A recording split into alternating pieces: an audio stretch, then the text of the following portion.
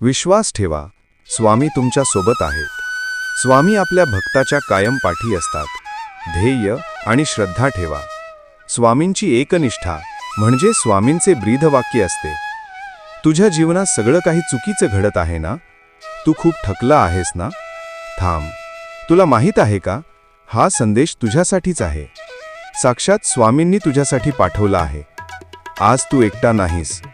हा संदेश ऐकल्यानंतर तुझ्या डोळ्यातील अश्रू थांबतील आणि तुझ्या प्रश्नांची उत्तरे मिळतील. श्री स्वामी समर्थ. आज मी स्वतः तुझ्याशी बोलत आहे. ही व्हिडिओ तू फक्त एक व्हिडिओ म्हणून बघू नकोस. तू जर जीवनातील रोजच्या थकव्याला कंटाळला असशील, रोजचे तेच कष्ट करूनही पैसा टिकत नसेल, किंवा घरात सुखशांतीचा अभाव जाणवत असेल, तर थांब. ही व्हिडिओ पूर्ण बघ, कारण आजच्या या पहिल्या संदेशात मी तुला तुझ्या मनातील सगळा ताण कसा हलका करायचा आणि माझी कृपा कशी अनुभवायची हे सांगणार आहे. मी बघतो आहे, तुझे डोळे थकले आहेत. तू रोज सकाळी उठतोस, कामावर जातोस, कुटुंबासाठी झटतोस, आणि तरीही तुला तुझ्या मेहनतीचे अपेक्षित फळ मिळत नाहीये.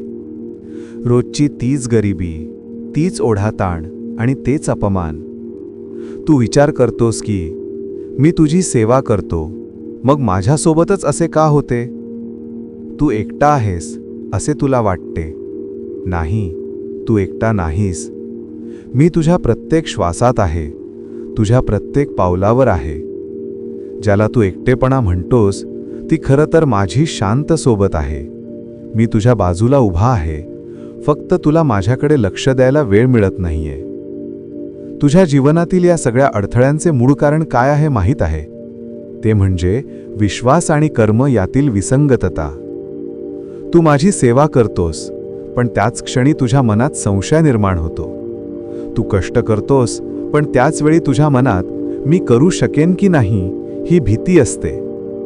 ही भीती आणि हा संशयच तुला मागे खेचतो आणि माझ्या कृपेला तुझ्यापर्यंत पोहोचण्यापासून थांबवतो. तू जर माझ्यावर पूर्ण विश्वास ठेवला नाहीस, तर तुझ्या प्रयत्नांना बल कसे मिळणार? ऐक माझा संदेश. पैसा टिकत नसेल तर हे कर. पैसा हा लक्ष्मीचे स्वरूप आहे आणि लक्ष्मीला अस्थिरता आवडत नाही. तुझ्या घरात अस्वच्छता असेल, वस्तूंची अव्यवस्था असेल, तुटलेल्या गोष्टी साठवलेल्या असतील, तर लक्ष्मी कशी थांबेल? स्वच्छता आणि व्यवस्थितपणा हा लक्ष्मीचा आणि माझ्या सेवेचा पहिला नियम आहे. आजच तुझ्या घरातून नकारात्मकता बाहेर काढ. तू जे पैसे कमवतोस ते प्रामाणिकपणे कमावलेले असले पाहिजेत. अन्यायाने कमावलेला पैसा कधीच सुखशांती देत नाही, तो केवळ दुःख घेऊन येतो. त्याचबरोबर तुझ्या कमाईतील काही भाग, तो अगदी लहान असला तरी चालेल, तू गरजूंसाठी किंवा प्रामाणिक कारणांसाठी दान केला पाहिजेस. दान करणे म्हणजे लक्ष्मीला पुन्हा प्रवाहित करणे. तू दुसऱ्याला देतोस तेव्हा ती माझ्या मार्गे पुन्हा तुझ्याकडे येते आणि अनेक पटींनी वाढते. आणि सर्वात महत्त्वाचे, तू जे काम करतोस ते आनंदाने कर. तुझ्या कामामध्ये जर तू हे माझे स्वामींचे काम आहे असा भाव ठेवलास, तर ते काम तुझ्यासाठी केवळ कष्ट नव्हे तर पूजा बनेल. मग त्या कामातून आलेला पैसा शाश्वत टिकेल. केवळ पैसा म्हणून पाहू नकोस, माझी कृपा म्हणून स्वीकार कर. तुझ्या कष्टाचा अपमान कधीच करू नकोस. रोजच्या थकव्यावर माझा धीर.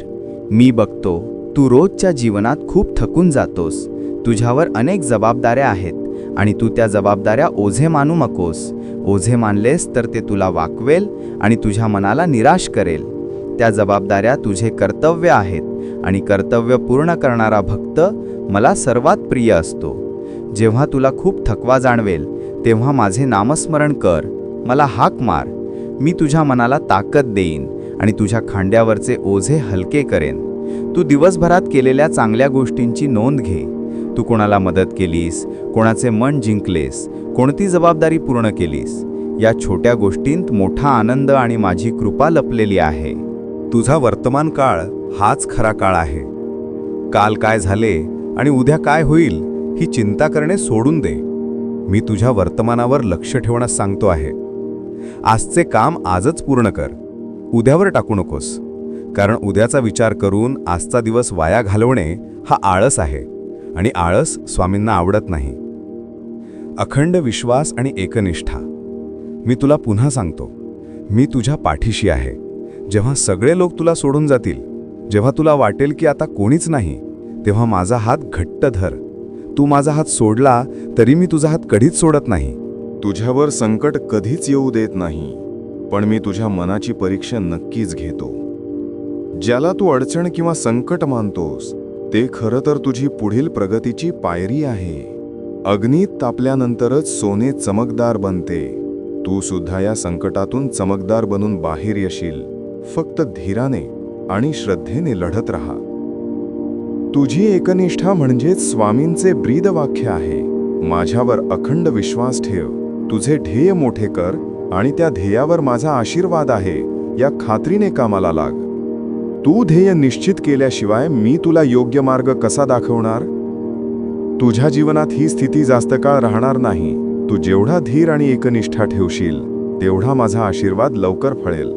आजच्या पहिल्या संदेशात आपण थकवा, पैसा आणि विश्वास यावर बोललो. पुढील संदेशात मी तुला अहंकार आणि इतरांशी तुलना करणे यावर मार्गदर्शन करणार आहे.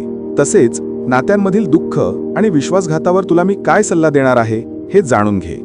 हे स्वामी संदेश नियमित ऐकल्याने तुझ्या जीवनाचा फायदा नक्कीच होईल. हे संदेश दुसऱ्या भक्तांना देखील शेअर कर. स्वामींचे पुढील संदेश मिळवण्यासाठी आत्ताच स्वामी कृपादृष्टी चॅनलला सबस्क्राईब नक्की कर आणि घंटा म्हणजेच बेल आयकॉन दाबायला विसरू नकोस. स्वामी समर्थ म्हणतात, विश्वास ठेव, मी तुझ्यासोबत आहे. अनंतकोटी ब्रह्मांड नायक राजाधिराज योगीराज परब्रह्म श्री स्वामी समर्थ महाराज की जय.